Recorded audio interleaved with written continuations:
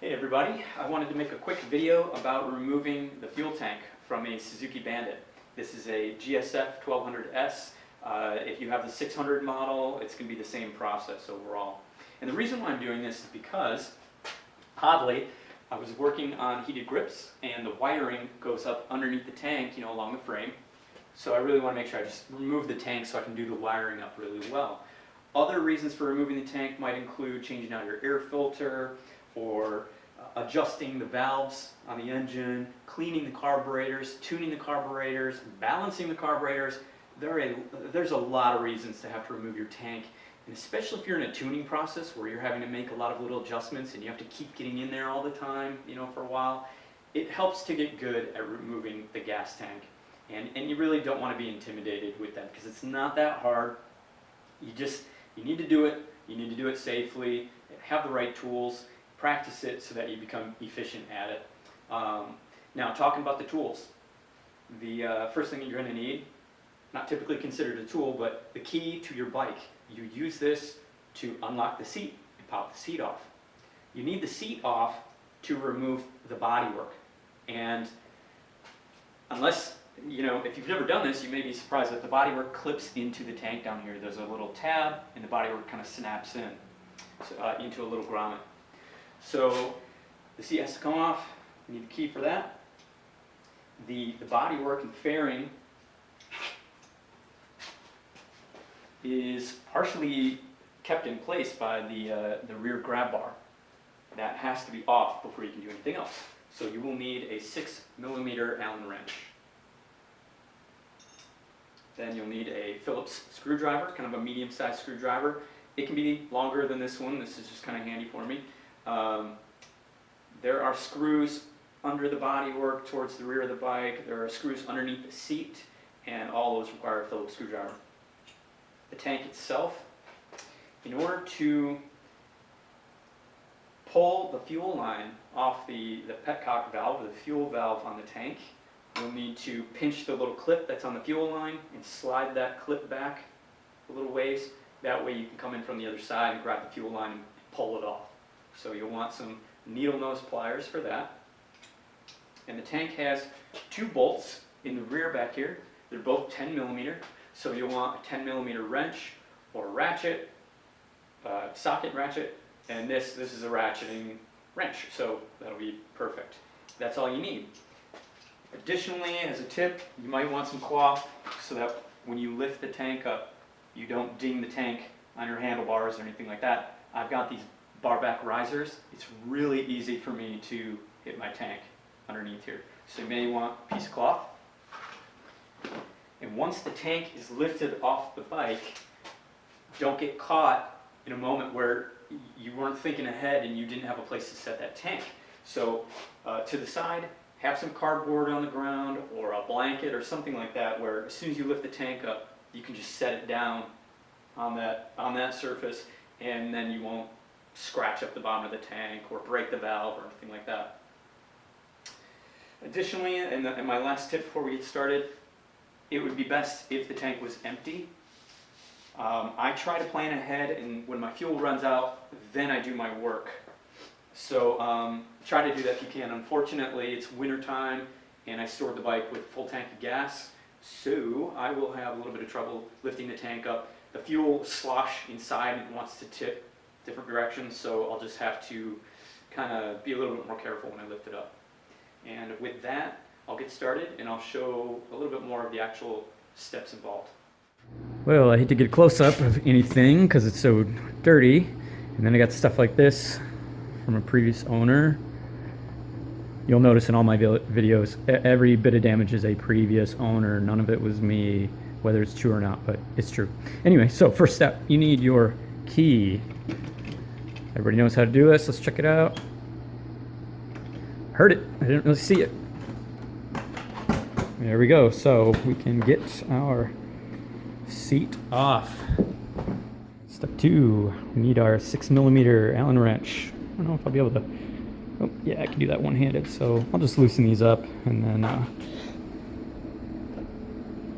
Okay, we'll come back in a second and I'll have these off. So again, 6mm Allen wrench. And for the next step, now that the grab bars are off, got some screws right there. I don't know if I'm focusing. There we go. Can't wait to get rid of these crappy turn signals. But yeah, you'll need to pull these screws out. And I'll come back to this in a second. There's one on each side of the bike. This one right here, you can keep that in place actually. That keeps this plastic connected on, and that can stay on. You'll see that in a moment. Okay, this was the other side, so that one's out too, and that one over there is out. Next up, let's get focused here. We've got our choice. These screws need to come out. These ones tend to be a little more tight. Okay, so pull those, and these right here. Now these are just this plastic thing that kind of fit into, they're a fastener. They're not just a screw, but they are actually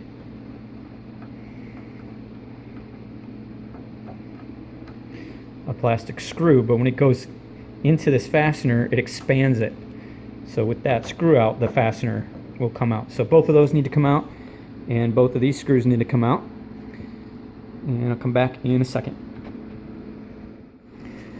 Okay, you can see I've got that screw removed. This one's removed. That screw fastener is out. That one's out as well. Don't forget, you've got to undo your rear brake.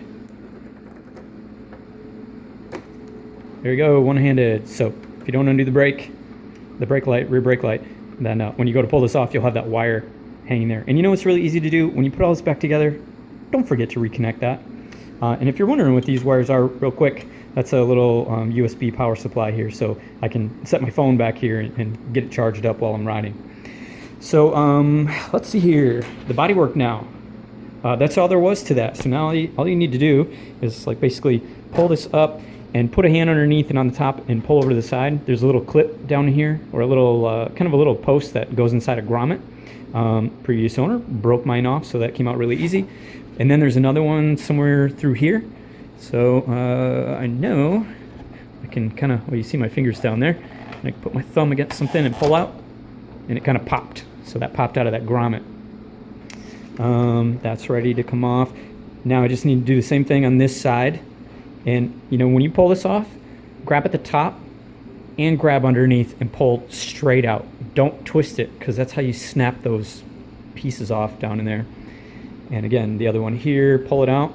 And then I'll come back in a second. We'll see if I can shoot some video of lifting the whole fairing off as is. It's really, really easy. Okay, so look, you can tell I've got this all popped off. Everything's popped off, and I really needed two hands to do this, so I started to kind of lift it up a little bit.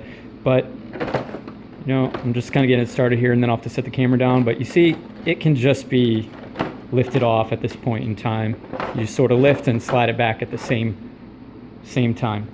So I think people don't always realize that you can kind of keep this connected. It's just when you go to lift it off, you sort of have to spread these out a little bit to get them away from the frame, and then lift.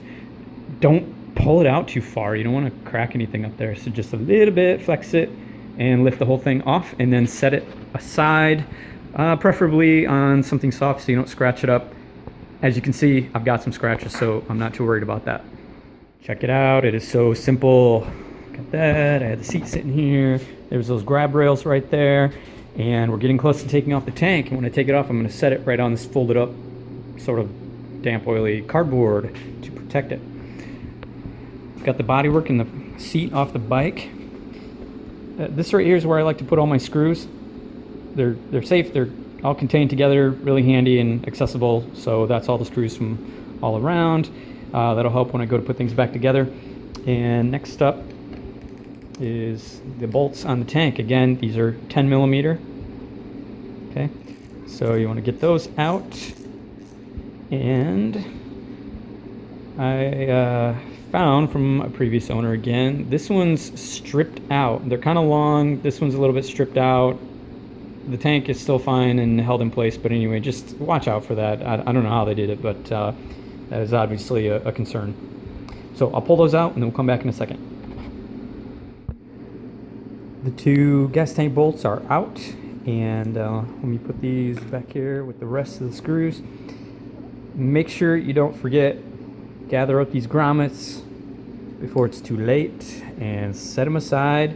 And the same goes for these. You'll need to lift up the tank a little bit and then pop them out.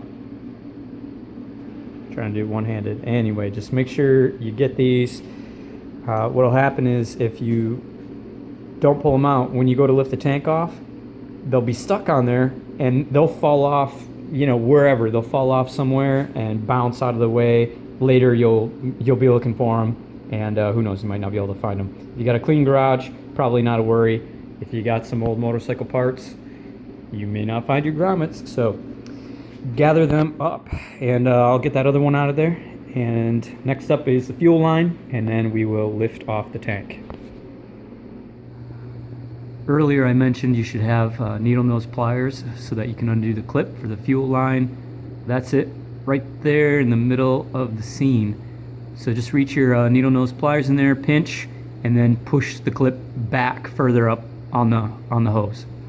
I'll do that, and then we'll come from the other side and pull the hose off.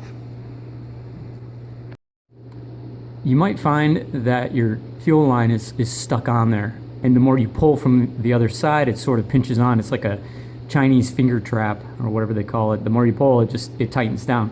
If that's the case, you can get a screwdriver on here, kind of push on this around the end a little bit, get it loosened up. You may be able to push it all the way off, but honestly, you don't want to be pushing too much with the screwdriver because you may, in fact, tear the end of the fuel line. So just get it loosened up, and then we'll come in from the other side and pull it off.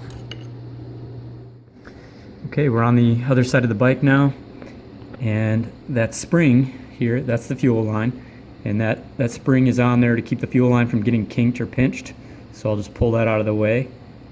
And I think anybody should be able to get their hand in here. It might be tighter for some, but I already loosened up the fuel line by pushing on it with a screwdriver on the other side, so I should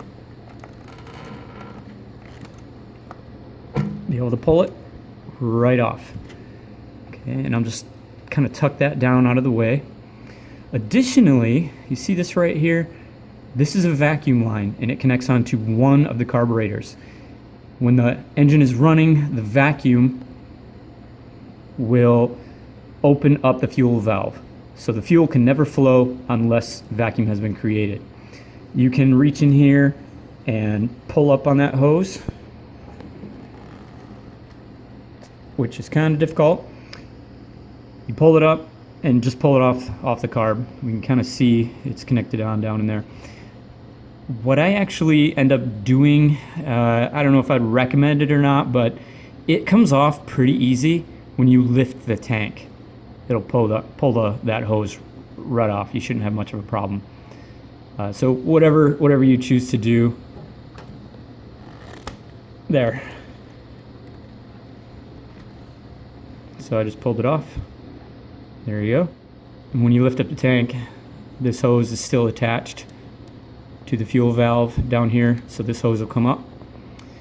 And there's one other hose that isn't much to worry about, but it's sort of a breather hose, and it runs from the bottom of the tank back along and down, and actually this is it right here. When you lift the tank up off the bike, this hose, it'll just pull right up with it.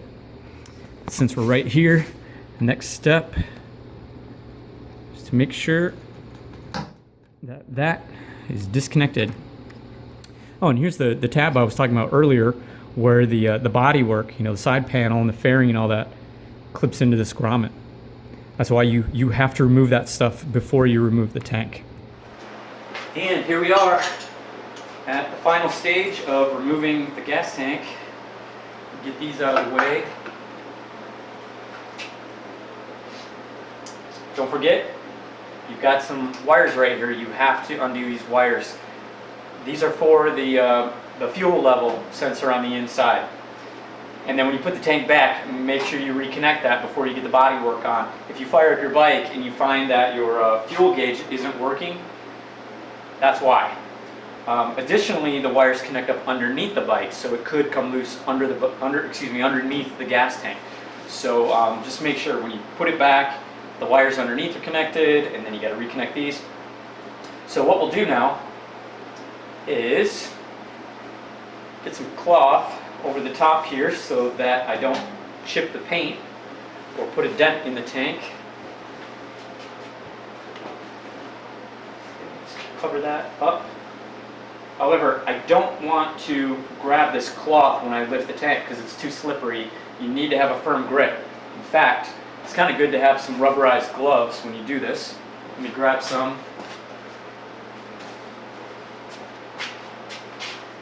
These are sort of big, but they'll do the trick.